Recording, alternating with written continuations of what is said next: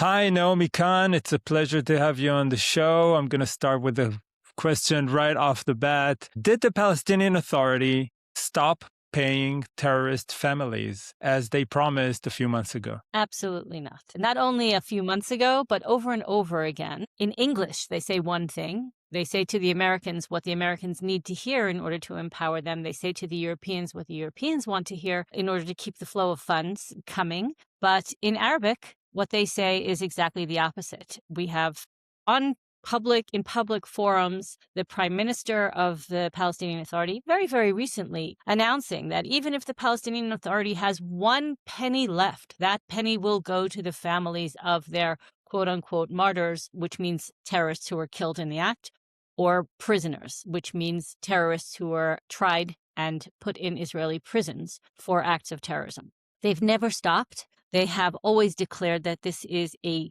core reason that the Palestinian Authority exists. And in recent weeks, months even, in order to sort of create a fig leaf for handing control of Gaza over to the Palestinian Authority after the end of this war, which hasn't ended yet, the Americans said, okay, it's time for you now to actually do what you said you were going to do. And that means stop incitement in your educational systems. That means actually stopping to involve yourselves directly in acts of terrorism.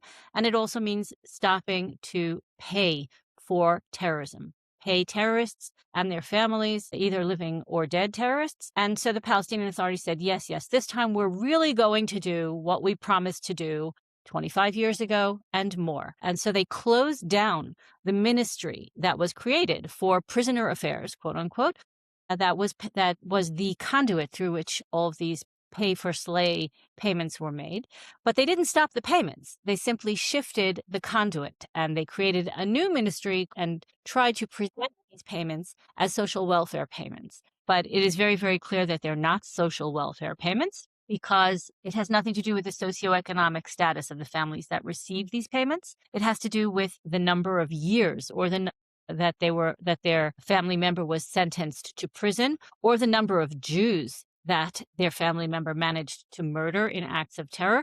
That is the scale upon which these payments are made. So the State Department of the United States actually reported to Congress that the Palestinian Authority is continuing these payments, even if they're calling it something else now.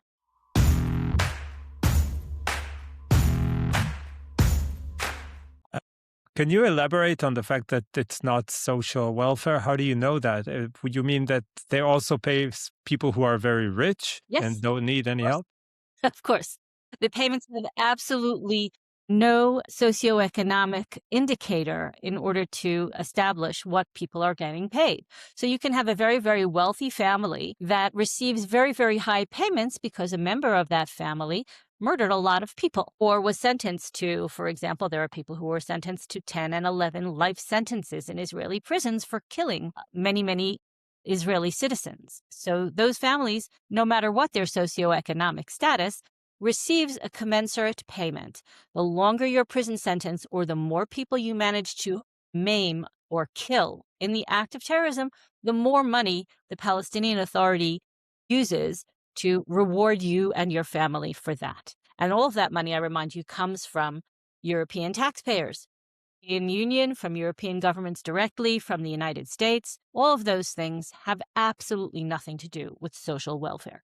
If there were any real interest in improving the socioeconomic situation of Palestinians, the Palestinian Authority would be a completely different organization, and the situation on the ground would look completely different. And that leads us also to many of the other areas in which we are experts at Regavim, including the use of European funds to take over Area C rather than to deal with the real socioeconomic crises in areas A and B, the areas under Palestinian Authority control. Okay. Before we dive into that, I think we should give a little bit of we started immediately with talking about a very important part of the deceit of the Palestinian Authority, and I think we should zoom out and talk a little bit about Regavim, about your organization, about what you do, and Then we will dive into the various areas that interest our international public, because there are also other things that you do that are mainly Israeli.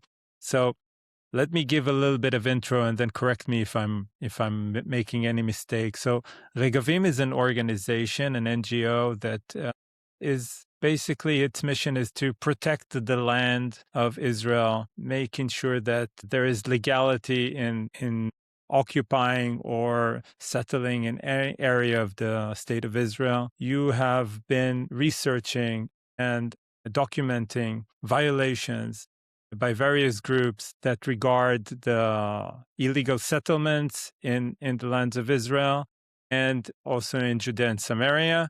And you have been documenting the settler violence campaign that here in Europe, it's the main thing that I see with regarding to criticizing Israel. They always keep saying Israel should not have these lands.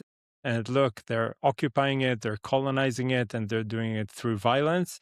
So your organization wrote a very important report that debunks this myth of the settler violence, and I'll be glad to talk about that. And I didn't mention you. You are Naomi Kahn. You're the director of the International Division of Regavim. So welcome. And let's before we dive into all that, the things that I said, let's talk a little bit more about the pay for slay and payment for terrorist organizations and families. This has been going on since forever. I remember reading about it many, many years ago about how I think it was 7% of the annual budget of the Palestinian Authority actually goes for payments for murderers of Jews. Actually, it's just over 8%.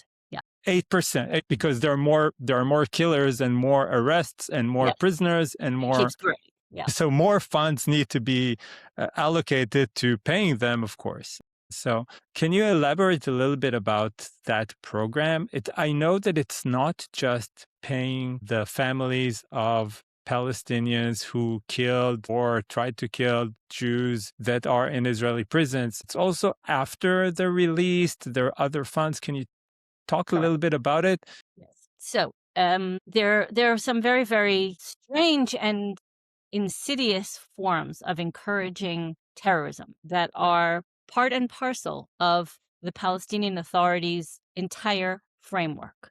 So aside from, and this is a separate issue, which we look at less, but there are other nonprofits that are intensely scrutinizing Palestinian Authority educational materials, for example. But aside from encouraging terrorism, from teaching children from a very young age to be terrorists, to murder Jews, to attack IDF soldiers, do all sorts of illegal things on a nationalist basis, aside from that, when the Palestinian Authority was created, it was created as a means of fighting terrorism, and it was given arms by the United States and the European signatories to the Oslo Framework to fight terrorism. Instead, we have published separate reports tracking how many, hundreds actually, of Palestinian Authority police officers, security officers of the Palestinian Authority have actually used the weapons that they were given to prevent terrorism, to actually carry out acts of terrorism. And many, many dozens of Israelis have lost their lives at the hands of members of the Palestinian Authority security forces who have turned their weapons against us. In addition, the Palestinian Authority sort of adopts all the terrorists out in the field. So anytime someone, even if they are a member of Hamas or a member of the PFLP, or any other of these splinter terror organizations, anytime they carry out an act of terrorism, the Palestinian Authority adopts them and then glorifies them, names schools after them, public squares after them, summer camps after them, creates posters teaching children to emulate them, and also pays their families from that point onwards, if the terrorist was killed in action, forever, or if they are in prison, essentially as well, forever, but on two different streams, either actively while they're in prison and then afterwards as a pension, or through a combination of these things. They can call it various things. Sometimes, in order to avoid scrutiny, they simply give them a job after they are released, either in a prisoner exchange deal or some other way. They give them a job inside the Palestinian Authority police force. So you take a released terrorist who has been released by Israel in order to free our own hostages, civilian hostages who were taken by Palestinian terrorists. And they appoint them as officers, high-ranking officers, actually. The rank, of course, depends on how many Jews they manage to kill, so that they can give them a salary afterwards. And they are salaried employees of the Palestinian Authority's security forces, which are supported in turn by foreign taxpayers' money. Yours. That's so crazy on so many levels. It boggles the mind. Indeed. Just to understand, basically the best CV, the best curriculum you could present in order to get the job in the PA is to kill Jewish people. The more you do, the higher the pay you will get, you and your family, and the higher ranking official job you will get in the institutions of the Palestinian Authority. And this has been going on for since decades. Since the Palestinian Authority was created, yes. And basically, let's just to make everybody knows about this. This is not a secret. So the European authorities, the European Union, the European governments who give money to the PA know about this. I remember it's been also discussed in the European Parliament. I remember that every year, there's the UNRWA school textbooks that teach about killing Jewish people. And then every year, the European Union, the Parliament says, we're not going to renew the funds for UNRWA unless you change the books. And then they say, okay, we'll change the books. And then they get the money. They never change the books. And a year later, it's the same charade, basically. Correct. I want to point out one thing, which is even crazier than all of this. When the Oslo framework first began, yes, there were all sorts of international conferences. The Europeans and the Americans all witnessed all of these accords. And Israel was required to do various things, to withdraw and to create autonomous zones for Palestinian self-rule on various levels. And the Palestinian Authority was required to do only a few small things. Small, but they were actually not small. They were huge, but they were all theoretical. One of them was to recognize the right of the state of Israel to exist. Because without that, who are you negotiating with and what are you negotiating about? If you say you want peaceful coexistence, you have to recognize the other side. Another thing was to stop incitement. And the third was to renounce all forms of violence. So here we are, 25 years later, and more. It's 30 years now. Yeah, it's 30 years since 1995. And when the first part of the agreement was signed, they have not done a single one of those things. And people don't even realize that the Palestinian Authority, our quote-unquote partner for peaceful resolution, created and supported with billions of dollars over those 30 years, has never, to this day, recognized the state of Israel. It recognized as a partner for negotiation the government of Israel, but never recognized the right of the state of Israel to exist as a Jewish state. We should never have moved on from there, but we did. It never renounced violence. It continues to support the entire idea of armed, quote-unquote, resistance and struggle against the existence of the state of Israel. All of these things, we keep recycling the same, okay, so this time, actually do what you said you were going to do 30 years ago. And we just keep moving on, but we've never actually achieved that very, very baseline requirement for having a conversation about resolving the conflict peacefully. So yes, this pay for slay thing, it's so obvious and so out in the open that the United States government actually passed a law making it illegal to fund anyone who pays for terrorism. So instead, they kind of funnel funds in different ways. The Europeans also came up against this brick wall at a certain point, and they said instead, okay, we're not going to fund the Palestinian Authority. We will fund projects directly by paying for projects to subcontractors. So who are the subcontractors? Generally, they are organizations or nonprofits, quote unquote, that are actually offshoots of even more radical terrorist organizations like the PFLP. And then every few years, you have to have these designations by the European Union of some of these quote-unquote civil society organizations that are actually terrorist organizations in disguise that the Europeans have been funding over this 30-year period. One of the crazy things is that I think nobody really audits any expense that is going foreign. Every government has some sort of control over where the money goes, except when it goes abroad. Which is crazy. I mean, there's so much money that's going into actually funding terrorism, and Nobody seems to care. It's crazy. Look, I need to hold my tongue because, Okay. look, when I opened this podcast, when I started Hamas atrocities on X, I told myself, I'm not going to talk about, this is actually important to say, I don't want to talk about inner Israeli matters, because what I want to talk about, I want to talk to the world, and I don't think the world really is interested in like the Israeli politics of, left against right, etc. But I have to say this. We're concentrating on what should be interesting to the world. And I think we should talk about this subject because it is in a certain way a metaphor to what the West will need to deal with the Muslim world, with a lot of things. So I think it's important to talk about it. But I have to say something about internal Israeli politics. To think that we've been in this story for 30 years and there's still no widespread consensus in the Israeli population about the Oslo Accords, about should we be dealing with the Palestinian Authority, is something that is actually very, very disappointing and worrying to me. Look, I grew up on the left. I'm part of that. I'm part of that story. I had my awakening. Even today, if I ask people, this question: did the Oslo Accords foresee or planned that the final stage of the process with the Palestinians would have a Palestinian state? And almost everybody on the left says yes, even though it's false. The Oslo Accords did not speak about a Palestinian state, never. Even Rabin said no. But so we're believing a lie. Correct. We have created within the next couple of weeks, the English version of Regavim's newest publication, a full-length, several hundred-page book that essentially lays out the history of how we arrived at where we are now and what it is that Regavim has tried to do in terms of impacting Israeli public policy. But it begins with essentially showing how all of this has been viewed through tunnel vision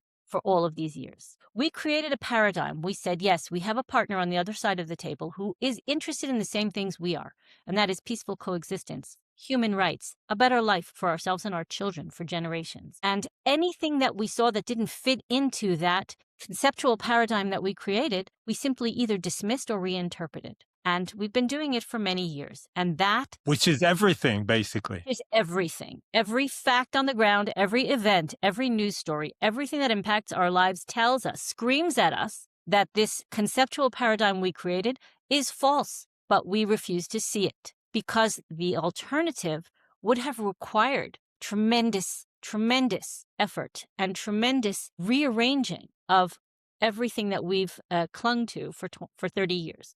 Fortunately or unfortunately, and it's extremely unfortunately, Israel in general has been shaken out of this tunnel vision and has been awakened from this conceptual paradigm the hard way. And that is October 7th, 2023, when all of a sudden, all the things that we were telling ourselves and we were trying to convince ourselves of, and we were clinging to, that if we improve the economic situation and give more work permits for more people from Gaza to come into Israel and work for a decent wage and coexist and get medical care and get everything they need and build a better life for themselves and their children side by side with us, they will stop trying to kill us. They will realize that the way forward is peaceful coexistence. And October 7th blew that whole thing out of the water quite literally. And ever since, and this is, I think, the reason for so many of the the nuances of anti-Israel campaigns ever since, Israelis have woken up. And they've said, what have we done? The great proponents of the disengagement from Gaza are today eating their hats, really. There's only a very, very small, extreme fringe that still clings to the idea that the disengagement from Gaza was the way to create a peaceful resolution. Everyone else realizes that we simply gave them years and years to build a force against us, to dig tunnels and use them against us, to create the power to inflict incredible damage on every level against us. And Israelis have woken up. And so now's the time not to allow that awakening to simply drift off, but to say, okay, what is the alternative? What should we be doing instead? How do we shake off this conceptual paradigm into which we have fit all of the facts that didn't fit, into which we have simply sifted out or ignored anything that didn't serve that paradigm? What do we do now? And so that's where Regavim's policy proposals come in. It's so difficult to intellectually be honest and understand that you've been mistaking for like 30 years of your life. It is very, very, very difficult. Like, especially when you're not only paid to be an expert and you're a military genius who's paid to be a military genius. But not even on the, I'm not even talking about politicians or whoever is in charge. I'm talking about people like me and you. I believed in the peace process. I believed in the two states. And I understand now that believing it and even sometimes acting towards it not only made a mistake, I caused damage. And understanding that is very, very difficult. And I understand people who cling to the narrative and refuse. I understand it on a psychological level. I think they're doubling down on a huge mistake. And I think it's unforgivable. But I can understand that. I want to interrupt you and just tell you, because you see what you see here, you assume that I come from a certain place or a certain mindset. And I will tell you, my education, my formative education, was at the most, probably one of the most liberal institutions of higher learning in the United States. My degree is from New York University. I grew up in an extremely liberal and I don't even know how. You can't even label the mindset in which I grew up. And I came from someplace very, very different. The penny dropped for me when at some point I heard a lecture trying to explain what Arab leadership, and this was even before there was the Palestinian Authority. Yes, there was, there was life before that. There was life before the Oslo Accords.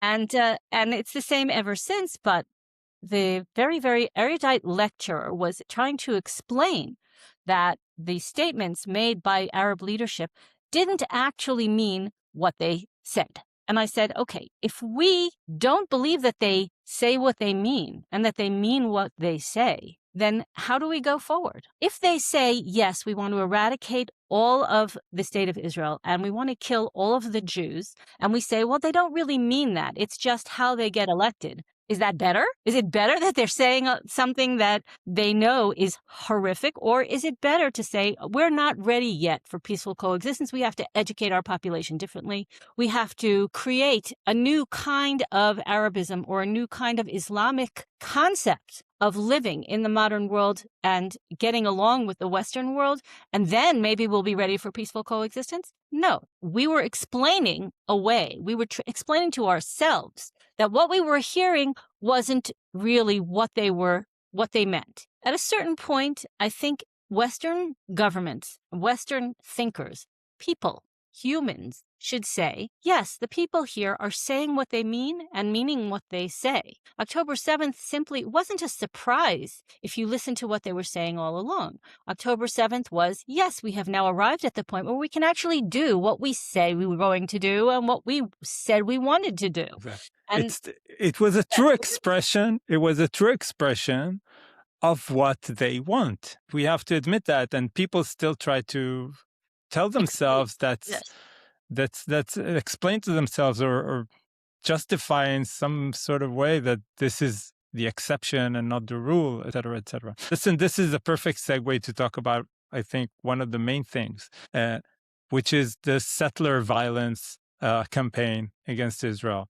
So I want to zoom out a second, because what we talked about is the understanding that the peace process is over, that it's impossible to talk to these people. There is no willingness on the other side to any sort of compromise. They're singing from the river to the sea. They don't want a state. I mean, they want the entire state. They don't want a Palestinian state next to a Jewish state. So that's pretty obvious. But since what I said before, people are still clinging to the false narrative they have in their heads, the false narrative for 50 years now is two-state solution. So how do you revive something that is officially so blatantly, obviously dead? You have to build a narrative that forces us to accept something that is completely unattainable. And the way to do it is to demonize the presence of Israel in the West Bank, or what I call Judea and Samaria after I realized that calling it the West Bank is wrong, or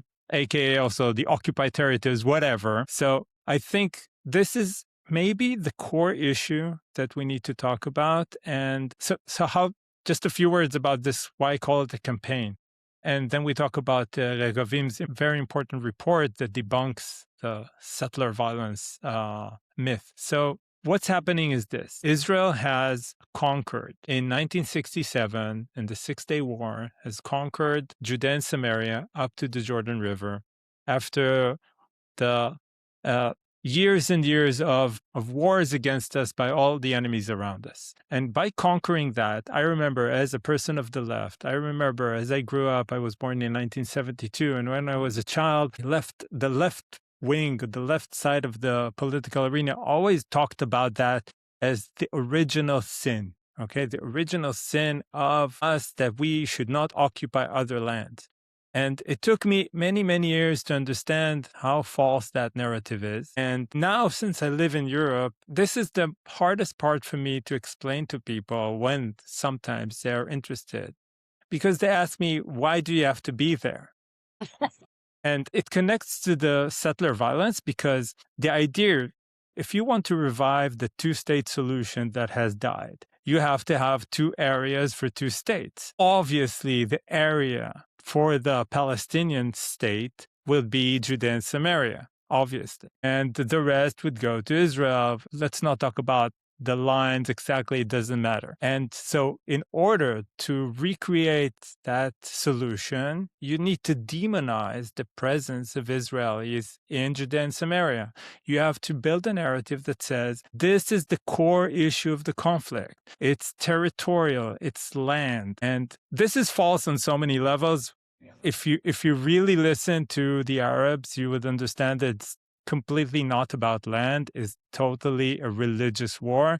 But let's leave that aside and talk about the campaign. So basically what's been done, you take the people who settled in Judea and Samaria and you describe them as violent terrorist colonizers that are abusing the indigenous Palestinian people who historically for centuries lived on those lands. And you repeat that ad infinitum until people believe that that's the core issue here. And if we just leave, then there will be peace. So here comes the settler violence campaign. You have to build a narrative that they're extremely violent all the time. And so Regavim did, and I'm going to conclude my TED talk here. Regavim did a report that analyzed the data that the UN, the United Nations, claim of all these incidents of violence of settlers, and debunked a huge amount of them, basically proving that there were not incidents of settler violence. Talk to me and to our audience about this, and I think this is so important for people to understand. I agree. This is the main topic in everyone's newsfeed, on everyone's mind when they think about the state of Israel today. And that is a sign. It should be a clear sign that somebody is orchestrating this very, very aggressively. Even without anything else, think about the fact that Israel is actually at war on numerous fronts. No one cares. What's happening right now at the Lebanese border? What's happening right now in Gaza? Most Europeans, most Americans have no idea and don't care. They're not really aware that Israel is actually fighting an existential war on numerous fronts against numerous armed terrorist organizations. The only thing that they care about is what a group of settlers is or is not doing to the Palestinian Arabs living in Area C.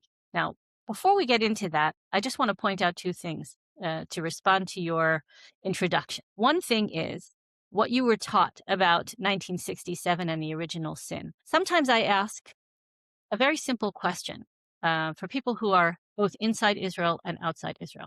When the state of Israel was recognized in 1948 by as an independent state by the nations of the world, United Nations, famous late 1947 vote that recognized the state of Israel. Now, how do you recognize a state? A state has to have borders, right? So what were the borders? Borders included all of Judea and Samaria, which is why when the state of Israel is immediately attacked and the Jordanians took control, illegally annexed, first occupied and then annexed what is known as the West Bank. They began to call it the West Bank in order to justify their presence there, even though it was a violation of international law.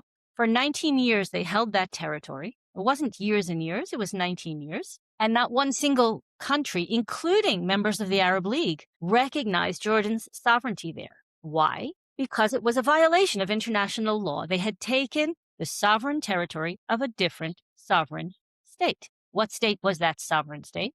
The state of Israel. So in 1967, when Israel, in a war of self-defense, pushed the Jordanians back out again, by international law, they should simply have said, we have repatriated our territory that was illegally held for 19 years. And that would have been the end of the story. But Israel did not do that. Instead, it said, we will negotiate a political resolution for the Arabs who are living there, who don't want to be Israelis, and try to work this out so that we don't have another war. That never happened. So we have another war and another war and another war. But be that as it may, that is just the intro. I'll do the devil's advocate here. People will tell you, oh, the borders were not including Judea and Samaria. The borders should have been the partition plan, the 1947 partition plan that did not include Judea and Samaria. How would you respond to that? 1947 partition plan has absolutely zero legal standing, never came to a vote, never even came to the Security Council. It was a recommendation put forward in 1947 in the General Assembly of the United Nations, which has absolutely no legal standing to recognize either borders or countries. The Arabs rejected it out of hand, and therefore it doesn't exist, and it never did. So the only borders that were included, that were recognized, did not involve that partition plan that was up on your end. So the borders of the partition plan that you're referring to has absolutely no legal bearing whatsoever, and was a small blip on the screen, one of many suggestions for how to proceed that never made it past the suggestion stage because the Arabs rejected it outright and said, we're not partitioning anything, we want it all. So, and that's why they went to war as soon as the state of Israel was recognized. But be that as it may, the first part of this whole construct of settler violence begins with the idea that Israel is an occupier. So you can use the word colonialist, you can use occupation, you can use all of these words that automatically delegitimize Israel's presence. Now, what is Judea and Samaria? Judea and Samaria is where all of the stories of the Bible happened. They didn't happen in Tel Aviv. They didn't happen in Ra'anana. They didn't happen in Haifa. They happened, they all occurred in Judea and Samaria. That is the heartland, that is the birthplace of the Jewish historical narrative, of the Jewish people itself, of our both political, it was the seat of the kingdoms of Israel throughout history, and the seat of our sovereignty. It was the capital in every way and remains the capital of the Jewish people, both religiously, ideologically, and nationally ever since. So anyone who's familiar with the Jewish religious practice knows exactly where it is that we're talking about when we talk about Israel. We're not talking about necessarily, places that European countries like to put their embassies now. Herzliya and Tel Aviv don't appear in the Bible. So so that's why we have to be there. Aside from the fact that if you actually look at a map, first of all, you realize what the proximity is. And second of all, you realize what if you look at a topographical map, you understand what the strategic importance of it is. Because all of the high places that protect 75 to 85% of Israel's population on the coastal plain are the high mountain ridges of Judea and Samaria. Israel cannot protect itself. It cannot actually survive from a strategic point of view without holding territorial control of Judea and Samaria. There are places where the entire width of the state of Israel from the sea to its border is 7.5 kilometers. That's an insane thing for a country that is surrounded by hostile armies. That's actually where my family lives. I live in Herzliya. My mother lives in Herzliya, and when I visit her, she lives in a tall building. And if I look to the right, I can see the Mediterranean Sea, and if I look to the left, I see the hills of Kalkilia, basically. Essentially, You can see it without any. Yeah. help. You It's can very, very literally, narrow and impossible yeah, to defend. correct. So from a strategic standpoint, we have to be there. From a legal point of view, we have every right to be there. From a historical point of view, it is the reason we are here. So those are three ways of looking at that answer: modern, ancient, and future. Judea and Samaria is the story. So what happens when you allow this narrative of occupation, illegal occupation, to essentially displace you, and successive governments that bow to international pressure and don't clearly state your legal, historic, and security needs and your rights? You end up with this situation where a secondary narrative is created. Another thing that many, many people will tell you is that in 1947, the countries of the world that voted in favor of recognizing the Jewish state did so in many ways because the Jewish people needed protection at that time. They had just survived the greatest Holocaust in modern history, probably in history, period, and were and needed a safe place to live, to exist. And as a distinct and ancient people, we had every right to exist.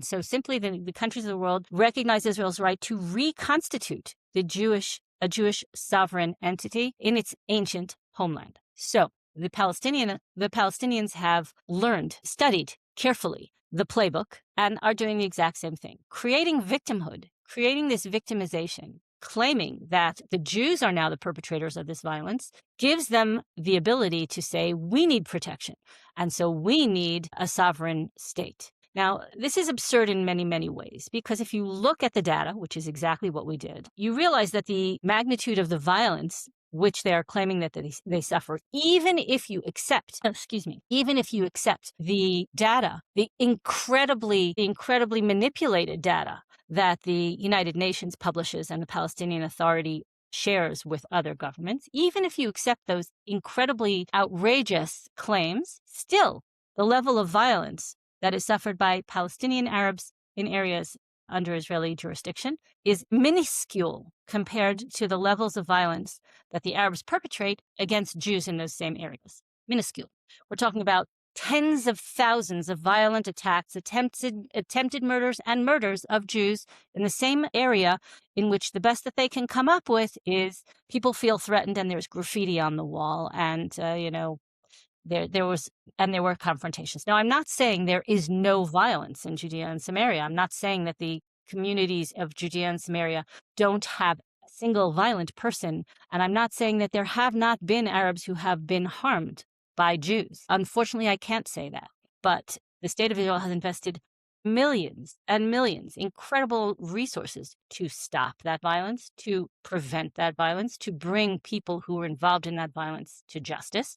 Whereas the Palestinian Authority, as we discussed, actually does the exact opposite, encourages that violence against Jews, incentivizes Incentivizes the violence. Encourages. Let's talk a little bit of numbers so people understand what we're talking about. First of all, just a little zoom out. Judea and Samaria in the Oslo Accords were divided to three areas, A, B, and C. Area A is basically a few cities and their immediate surroundings, which are 100% in the control of the Palestinian Authority. Area B is mixed control between Palestinian Authority forces and the IDF. And Area C is 100% under the security control and administrative control of Israel. And that's the largest part of Judea and Samaria. What we're talking about mainly is Area C, because in Area A and B, Israel it's impossible. It's impossible for Israelis to be there physically because they're roadblocks. They cannot enter these places. If they do happen to enter these cases, they're most likely going to be murdered. And we've seen such cases. So we're talking about Area C. And Area C, just to put the framework, Area C, it's illegal for Palestinians to build anything in Area C. Is that correct? No. Okay. So let me clarify. Please correct me. Area C, anywhere under Israeli jurisdiction, including inside sovereign Israel, it is illegal for anyone to build anything without a permit. If you don't have a permit and you've built something, or changed the landscape in any way. That means running water lines. That means paving a road. That means building a wall. That means using the land for agriculture. That means building a house or an office building or a school or a mosque. Anything that you do in an area under the jurisdiction of the State of Israel requires a permit. And there are very good reasons. Number one is let me stop you here. I want to go back to the violence, to Yes. the settler violence thing. So that report, we're talking about incidents in Area C mainly. And only. let's talk, okay, only. Let's talk about what's in the UN report that is classified as violence. So if I understand correctly, they're talking about in the last, I don't know, it's about 10 years, I don't remember the exact years, about tens of thousands of incidents of settler violence, what they call. But then when you dig into the data, you realize that, for example, if there has been a car accident that has nothing to do with nefarious action by anyone that involves a Palestinian in Area C, settler violence. If a Palestinian kid threw a stone at an Israeli soldier, settler violence. Can you elaborate more on the crazy things that you found in this UN report that classifies these crazy things as settler violence, even though they have nothing to do with settlers or violence from our side? The craziest is really hard to choose which is craziest because so much of it is crazy. So first of all, it took us... Give us a few examples. It took us quite a lot of doing to get the raw data. The UN would not, a UN OCHA would not share it. We actually worked together with a European criminologist who was given the data set, and we analyzed it. So we analyzed over 6,800 incident reports spanning a 7-year period. And then we tried to compare them to data from Israeli sources to see if there was more information on the same event. So what we found was out of over 6,800 data incident reports, 98% of them either didn't involve settlers, meaning civilians, or didn't involve violence, or didn't happen in Judea and Samaria. So, or didn't happen at all. We found quite a lot of things that just simply never happened. Give us a few examples. So, anytime a Jew goes up on a completely legal, completely peaceful, non-confrontational visit to the Temple Mount, that is recorded by the United Nations as storming Al-Aqsa, an act of settler violence. Now, A, there's no violence. B, it's not necessarily settlers. And C, nothing actually happened. There was no confrontation. They went up, they saw this massively important historic site, and they went home, and on the way maybe bought a falafel. That's it. Nothing. That is recorded every single time as an act of settler violence. Now, that is why in recent years, part of what contributes to the UN saying there's a surge, there's a tremendous rise in settler violence. Why? Because more and more Jews have been allowed to ascend the Temple Mount to visit, to see for themselves what it is, where it is, what it looks like. So you get automatically a built-in surge in settler violence. Other things that we found... So you're saying in UN data, official data by the UN, if I go to the Temple Mount to visit it as a tourist, settler violence. Correct. That's in UN data. That's crazy. Correct.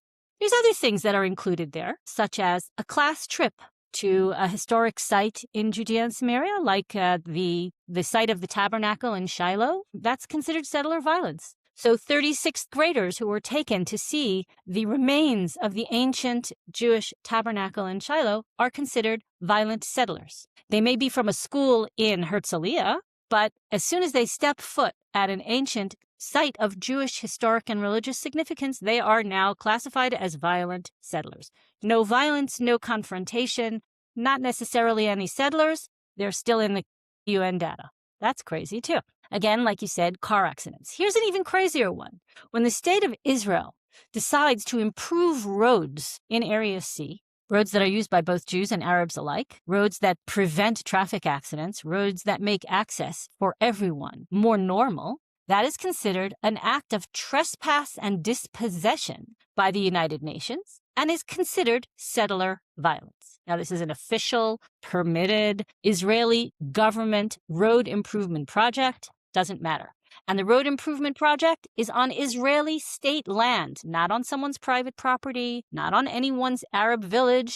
Simply anything the state of Israel does in Area C is counted by the United Nations Office for Coordination of Humanitarian Affairs as settler violence. Even though the Oslo Accords that are theoretically recognized by the United Nations allows all these things. Not only the Oslo Accords, but the Geneva Conventions. Even if you consider Israel to be an occupier in Judea and Samaria, the Geneva Conventions require an occupying force to provide things that make life livable for the population of that occupied territory. That includes improving roads, improving water systems, putting up electrical poles. Anytime Israel puts up an electrical pole, that is recorded in the OCHA data as settler violence, trespass, and dispossession, settler violence. Insane, right? So, it's insane. Look, I tell you, when I speak to people here and the media talks about the violence of the settlers, and this is the main thing that is difficult to explain, because of course, and let's talk about other incidents, because there is another way of that the Palestinian Authority and foreign NGOs promote this narrative, which is actually provoking incidents. So we'll talk about that in a second. But what I'm saying is, here, to explain to somebody that there is settler violence is a myth is extremely difficult. It's extremely difficult, because first they ask you, why do you have to be there? And we've discussed that. And then if they understand that you have to be there to protect yourself or historically or whatever, then they say, okay, but why these people live there since forever? Why do you have to dispossess them, et cetera, et cetera? So the whole story is false. Cool. And you have to come up with these very long explanations about how false it is. And it's very difficult because people hear this story since forever. Let's talk a little bit about the provocations that they do, because what happens is you have foreign NGOs coming in, visit Judea and Samaria, Area C, together with Palestinian activists. They illegally build something in Area C. Then when the IDF comes to evacuate, to dismantle because they built something without permit, everything is recorded as if Israel is dispossessing land of indigenous people in Palestine.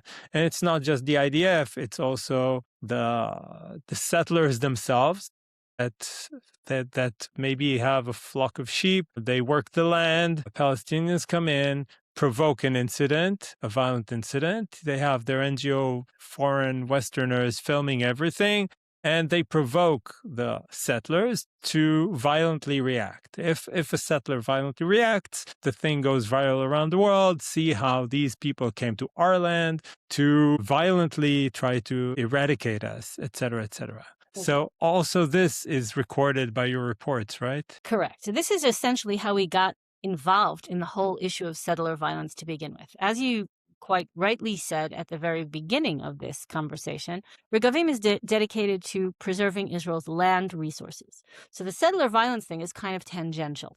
And here's how we got there.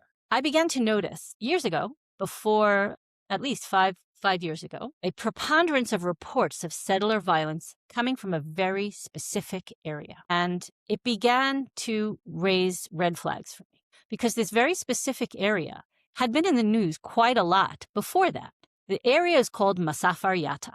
Masafar Yatta is sort of an invented general area in the South Hebron, the area in the hills, the desert cliffs more accurately, just south of Hebron. And there are IDF firing zones, live training zones, that were designated 1980 by the Israeli government after a full survey was conducted of the entire region and determined that there were no people living there for obvious reasons. It's desert cliffs and routes that come up from the desert through the Judean desert, but there was never any habitation there.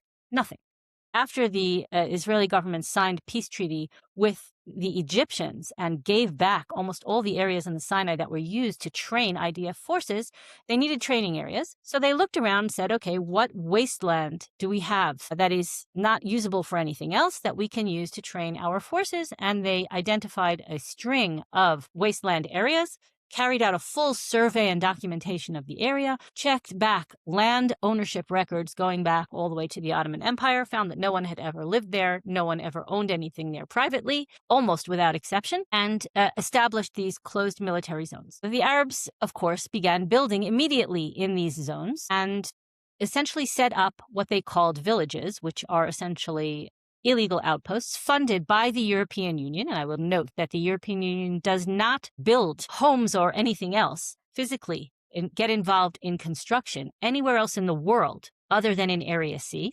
But all of these quote-unquote village outposts started popping up, and it went to court. It took 20 years for the Supreme Court of the State of Israel to consider all of the claims and say, illegal outposts, they shouldn't be there. The State of Israel is within its rights to remove the squatters and to restore the area to the IDF's full control. As soon as they lost in court, all of a sudden, the settler violence narrative began to take shape. They had lost on one front, but they weren't giving up the war to control these areas. So they shifted from the legal argument to the moral argument. And we began to see more and more and more reports of this violence. I don't have to remind anyone that the quote-unquote violence there, the staged violence, all these staged confrontations that were coming out of these illegal outposts were the subject of an Oscar-winning documentary that was based on all of these fabricated, posed, orchestrated confrontations. Whole Israeli leftist nonprofit organizations and international organizations were created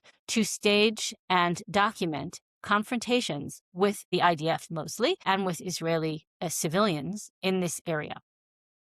I remember, by the way, I remember B'Tselem. B'Tselem is a extreme left-wing NGO in Israel that's one of the big proponents of the two-state solution and very pro-Palestinian.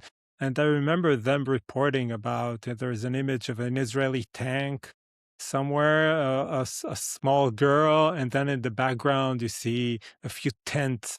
And it's like the narrative is that, the IDF is kicking out these indigenous people from their lands. And this was about the Yatta, that area that you mentioned. Of course. And why was there a tank there? Why was there a tank there? Because it's a training zone for exactly. The IDF. And why are there little girls living in a training zone? The Palestinian Authority puts them there in harm's way. It's a win-win. Either they take over and the IDF withdraws, which is exactly what the IDF had done for years, or someone gets hurt and then the IDF is demonized. So they don't care. They use human pawns, children, women, children, families, etc., to promote this narrative.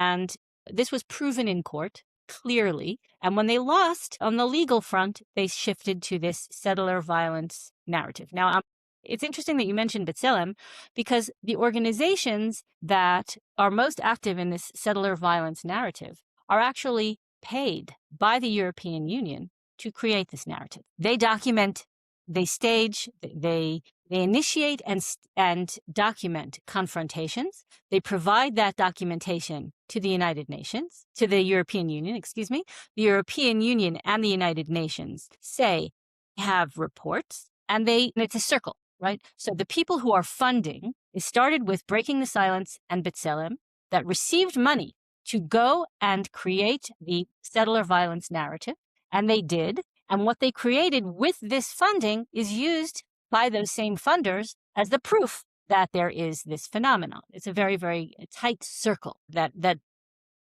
show me the incentive and I'll show you the result.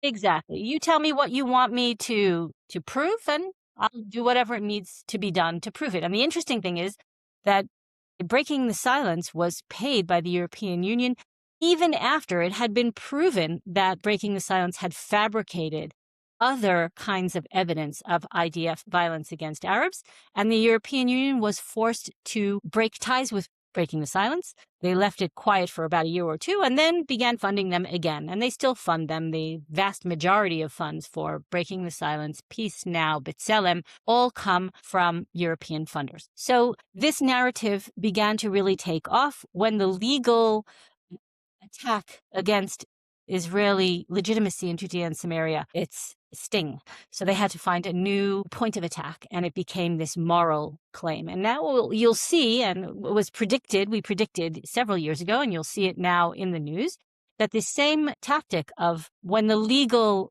attack fails, switch to the moral attack. You'll see the exact same thing now happening with a very famous illegal outpost called Khan al-Ahmar, which is in a different region of the country. Now, all of a sudden, for the first time, after 20 years, where they lost in court 10 times, 7 of our high court petitions, they lost every time. It's an illegal outpost. Everyone knows it. But now that they have no more legal recourse, they've shifted to the poor Bedouin of Khan al-Ahmar are under attack from violent settlers. It's absolutely ridiculous. It's ludicrous. There's no violence against the people of Khan al-Ahmar. Anyone who's ever been there and sees where it is understands how ludicrous the claim is. So, yes, the campaign is very carefully curated, very carefully funded, very aggressively promoted, and it was paid for by Europe. This is really important, I think, for people to understand who's behind this campaign. I have my idea. My idea is this, that the true reason behind this is that nobody will admit it, but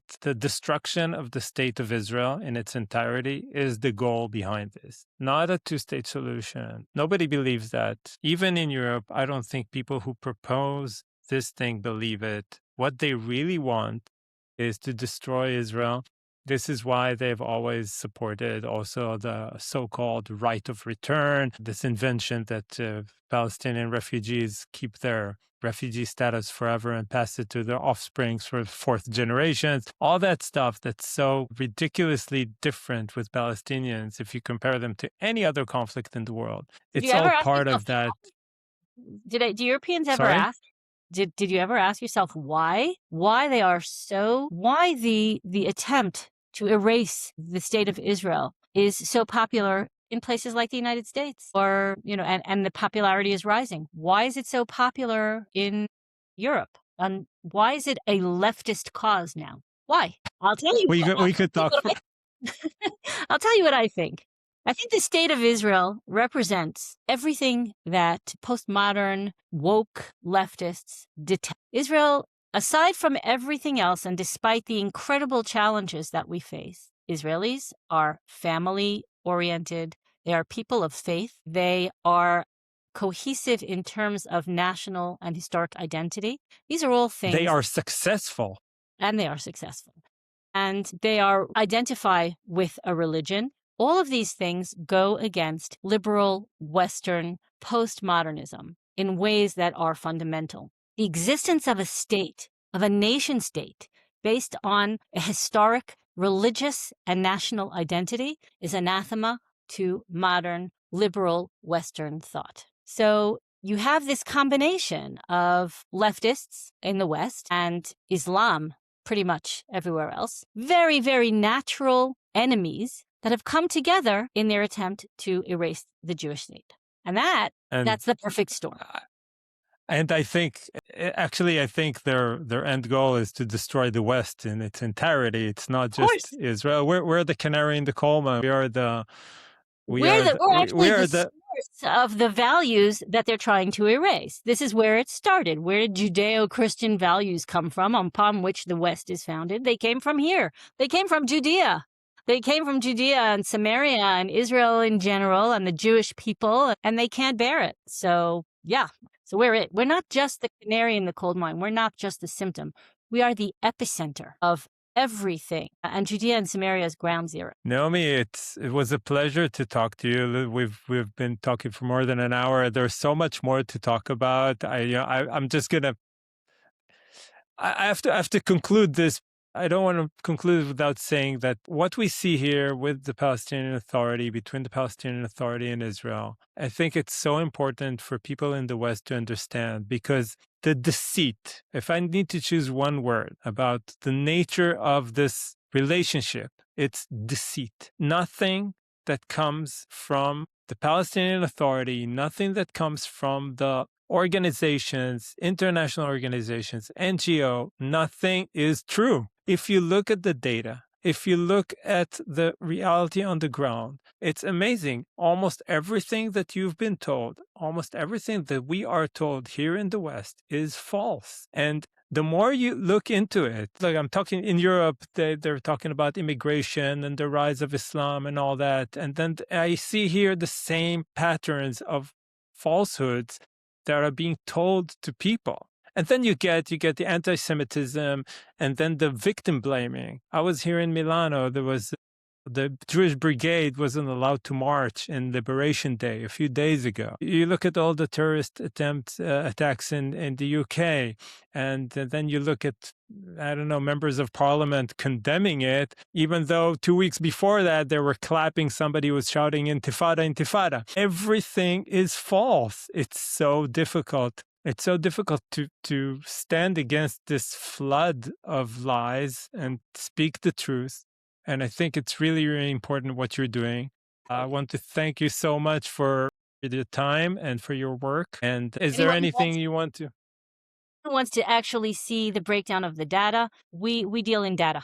That's what we do. We are experts in collecting data, mapping it out, understanding what the map says, what reality actually is, and trying to avoid seeing it through tunnel vision, but actually seeing it for what it is. Anyone who wants to see that, all of our materials are on our website. It's very easy to access. It's Regavim. I invite anyone who has a real interest in seeing the real raw data to have a look. I'll link in the show notes everything, links to specific articles or reports and to your website. And again, if I may have one suggestion for the future, I think we should concentrate a lot about building narratives towards the West. I hate the term hasbara. I don't think we need to explain anything. I don't think we need to tell the truth, and we need to tell that I'm trying to do my little part here. We need to tell the truth. We need to communicate the reality on the ground. We need to have more and more content and volumes of content that show the truth. That Oscar-winning documentary based on complete falsehoods needed to be debunked in a huge way, and it wasn't done. And you're doing your part. I'm doing my small, tiny little part in this world. And I think the state of Israel, and that I believe you and me both have a lot of criticism for, but we're not going to get into that. I think we need to do a lot more. Absolutely. I thank you for the opportunity for sharing our perspective and our work. And I look forward to more opportunities. Okay. Thank you, Naomi, and have a good weekend and Shabbat Shalom.